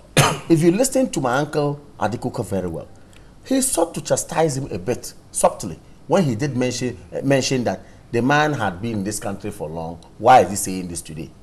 I never knew there was time prescribed for some of these things to be said until today. The man, of course, I never knew there was time prescribed for him. He just said something, he's told us, and it's a good thing. You and I agree that this is a practice, it's a bad practice, let's come out. But this idea of you, NDC did this, MPP did this, NDC did this, MPP did. I heard Pastor Mensa Utabel not too long. I enjoy listening to him a lot. When he said, look, he would rather prefer watching cheaters running and then teaching him something than to sit down and listen to NDC MPP. Look, we have a nation to build. And I'm happy the President of the Republic, Nana Addo Akufo-Addo, has held the bull by the horn. Says, look, we can go beyond aid. It is our attitude that is putting us down.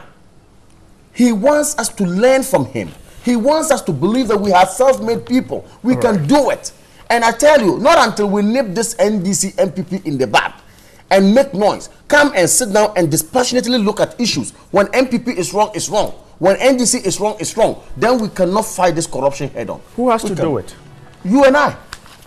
I'm not I'm not a politician. No, right, you do advocacy. He does that. Yes, I'll do that. But I'm not a politician. All of us in this country, when I say you and I mean every single person in this country owes the duty to fight for that football cause. I thought you politicians politicize everything. Well, so if you keep doing it, then we're not going to go anywhere. It's very interesting that today my brother has become a born again politician.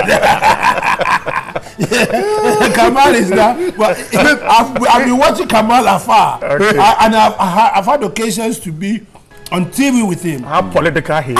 Jesus Christ. Now as he has matured. So if he has matured, we thank God. It's about truth. It's not about opportunity. The truth can be said by children as well. You see, when you are at the other side, you realize that you must say things. Now you are here. You want me, Adekoka, to keep quiet and not give you give you free ride. So we should take President everything. No, it's long overdue. We should as a nation look at Ghana first. Right. That much I agree with you. But it starts from your end that you should stop saying today you are going to prosecute the time you are finished BNDC. You should stop those kind of words and then we'll move on. I'm grateful. He's the Greater Accra Regional Chairman of the National Democratic Congress, the NDC, Ni Adekoka, and Kamal Din Abdullahi, the National Coordinator of the NPP, now vying for the National Youth Organizer. Gentlemen, grateful for your Friday morning with us. Thank you. And those of you who sent your comment, we're grateful. We'll read the rest after sports. Stay with us. We're back in a few seconds.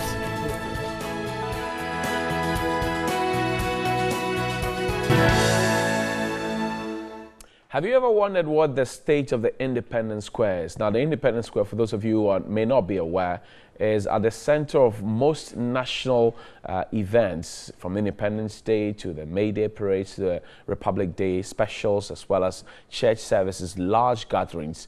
But after 57 years of being in existence, what has it got to show and who is watching? Daniel Oklu and Johnny Hughes were out there at the Independence Square on the eve of Ghana's 61st anniversary, and a father's report.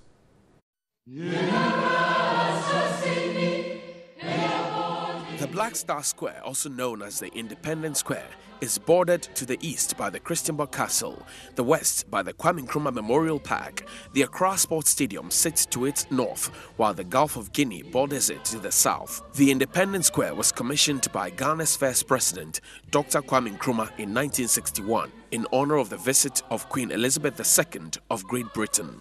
The square is an important center of attraction and a point of convergence for Ghana's Independence Day and May Day parades, as well as some major national public gatherings and national festivals like church services, concerts, and monthly Women Aglow prayer sessions. A 30,000-seater capacity comprising 8 stands, the Black Star Square can boast of the Independence Arch, which houses the presidential days, the Black Star Monument, the statue of the proverbial heroic Ghanaian soldier, and the Perpetual Flame Stand. It is a real sight to behold from afar and a major tourist attraction. But what is the inside story and how safe is it? And can it continue serving the purpose for which it was constructed? On the eve of the 61st independence anniversary of Ghana, the Community Connect team visited the Black Star Square to observe preparations for the celebrations. We didn't struggle to identify various degrees of visible cracks in the stands, under the stands, in the gutters, and even under the walkways. The sitting area at the 57-year-old edifice has more cracks than its age, yet it continues to play host to thousands of Ghanaians and foreigners alike, including children of school-going age. The cracks are on every side, presenting a risky picture. The iron rods, supposed to be concealed in the concrete, are visible. Not even the presidential section, reserved for the most important man in Ghana, is free from cracks and what seems like a prolonged neglect. Surprisingly, the president is often not up there alone. Other presidents and esteemed visitors of our beloved nation are also hosted there, including high-ranking officials of state and other very important personalities. This door had almost fallen off, since one of the hinges supposed to hold it in place was not available as at the 5th of March. The gutters have their own share of the cracks. The slabs and the waste pipes tell a sorry story that must be heard by all and sundry and fixed immediately. The terrazzo steps that leads to the Perpetual Flame Stand that plays a significant role during the independence festivities cannot hold on anymore, so they have given up and are falling apart. They are shaky. This access bridge tells its own story, a story of gradual decay concealed under the guise of a wooden bridge. And where are the seats? Who took them? Do they know that it cost us an arm and a leg to install them? Who has the duty of care to protect our investments? Will Dr. Nkrumah be happy with how we have managed this priceless gift which he bequeathed unto us? Is this what the Black Star stands for? And oh, is this how well we can manage our own affairs after 61 years of independence from the colonial masters? Who will fix this mess? This is the story at the Independence Square. The liberation soldier, the perpetual flame, and the beautiful emblem of independence. When hundreds of Ghanaians, and indeed thousands of Ghanaians, gather here at the Black Star Square to celebrate the efforts of our forebears, will it be in freedom and justice, or will it be in fear because of the cracks? Will they have their hearts in their mouths? What are duty bearers doing about this? Does this reflect our attitude towards maintenance? For Community Connect, this is Johnny Hughes from the Black Star Square in Accra.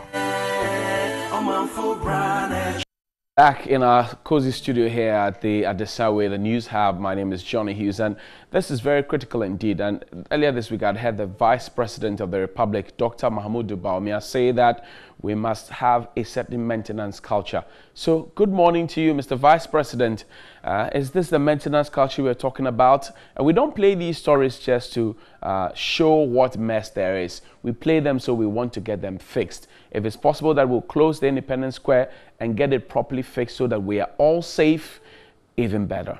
Happy 61st anniversary to all of us. And while we're at it, let's think about the Independence Square. Some of your messages here on WhatsApp says, good morning, Bright and your crew.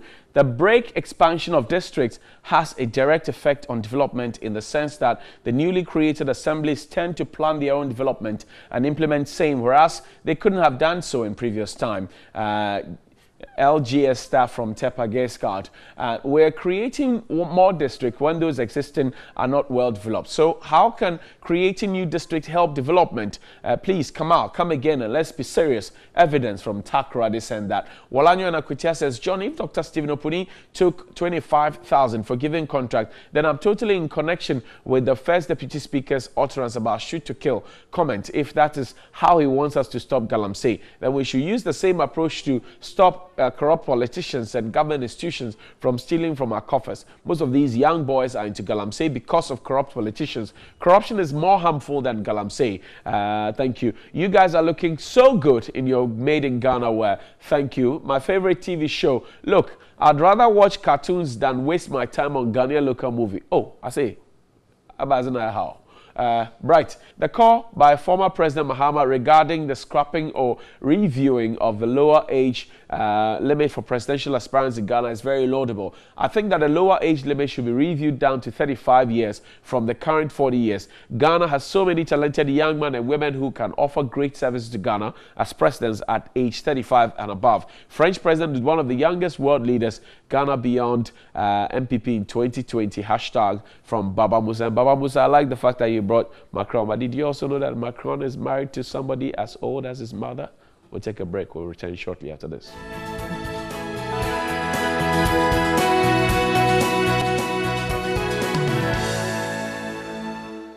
Welcome back. You're still here on TV3 New Day. And I'd like to say a big thank you to World Ghana for making us look beautiful and gorgeous this morning. But I'm speaking to Ratty Ghana. He's the new kid on the block. Or he's been on the block for a while, but we need to get to know him a bit better. Good morning. Good morning. Welcome to New Day. Thank you. So we're celebrating Ghana, and so of course it's nice to have you on set. But we just want to know, who is Ratty Ghana? Ratty Ghana is a hip life artist and also Ratty Ghana is a hip life artist and also a rapper. Okay. A finalist in the 2014 Vodafone Icons Remix Edition. Nice. Yeah. Okay, so where did this passion for music all start from? Okay, as a kid, I was learning from my senior brother. Oh. So that's where I got the passion from. Okay, and your senior brother was in music at the time? Yes, he was in music. Okay, so Ratty Ghana in the next, say, 2-3 years, where should we be looking for you? Yeah, I want to be recognized as one of the best artists in Africa. Okay. So what kind of music do you deal in? I'm a rapper, okay, and I do hip-hop, and I do hip life too. Right. So do you have any singles or any albums to your credit as of now? I have a single. Okay. Yes. The name so is certainly you're going to give us a bit of that this morning? Of course. Okay. Over to you then. Just usher us into the beautiful weekend. Thank you. Yeah. Where let's go. 6 March, a day for independence. The day Nkrumah stood up and defended us. And then vengeance. Ghana is free forever. Said it in a sentence. After 3 years, that was 1960. First Republic, Yepo Mampenginti Yekotwaba Inti Dr. Kwame Nkrumah Sore standing Masi PP. Onyaye beye president Republic Ghana Nkrumah time obono home modern ACC dying Kumasi Shoe Factory Temamoto Way Akosumbo Dam Sugar Industry any adomo breje konfano chicken NUST Ghana Airways Legon University ni UCC Poliosi ni P Emra Nkrumah ba power what na so mfiensia ne one party system ne de ne asin here edrubre bi no ni JB danko ani hia enti na ebisi wetwasa amena chichia 1966 eni ye ku etu Nkrumah ban na JJ Mue School National Liberation Council Janta Tanaso after 3 years and or restore civilian rule. Yes, I election. Ghana ye peneskin. Soja for ye beje coup d'etat, no your question. We were manifesting. We a second version of Republic. Ye pass mujedia yenye fasting. Buzia beye president in 1969. If ye me and senchi na champion 25. Soja for ni huna yakokani enyasem. 72 kef uchu mutai over dantem. Military beje or minify. Fise nanka bomini Ghana kabute bekai. Kef unti ebu Mama niti pie. I am shishia kase here why so you supply. 79 year third republic. After Nkrumah Buzia Liman betwasu in office. The man did 2 years now Bruni B. Rollins. Eddie Kubetu no Rollins now which ni nonsense. She. Oyan send phone no chiwa ogwa heavy. Oye soja ni into chini commando kan yen kebi. Asumbody of anokwa watching Sule Muntari mi bua busa kan yen kanchira wasempa yen to sebi. Ye get na so 11 years. Owie ye na oma ye to aba 1992.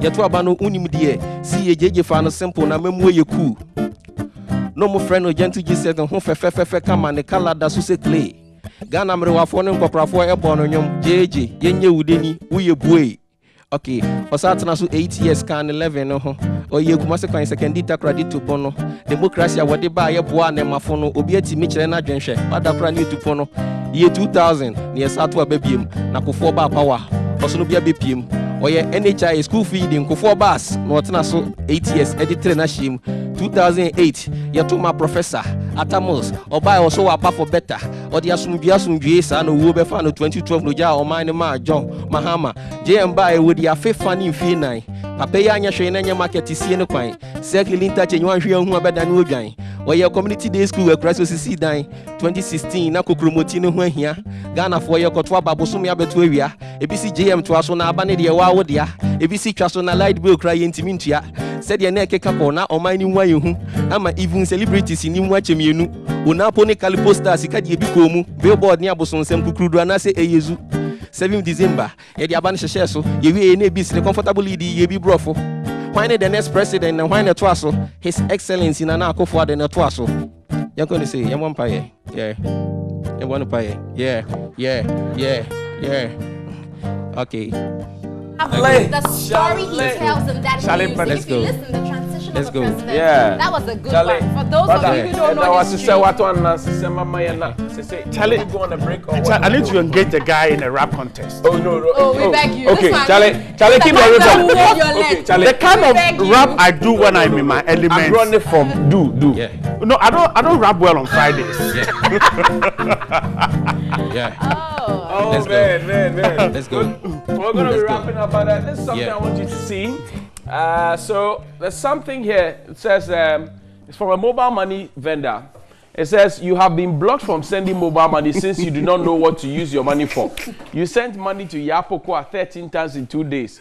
We will tell your wife. Hey. Is it your concern? I'm even surprised. Thank God. Who I sent my money? But you see, Johnny, what we're not told is how many CDs he sends to Poku every day. Oh, but what is assuming he sends 1 CD every time.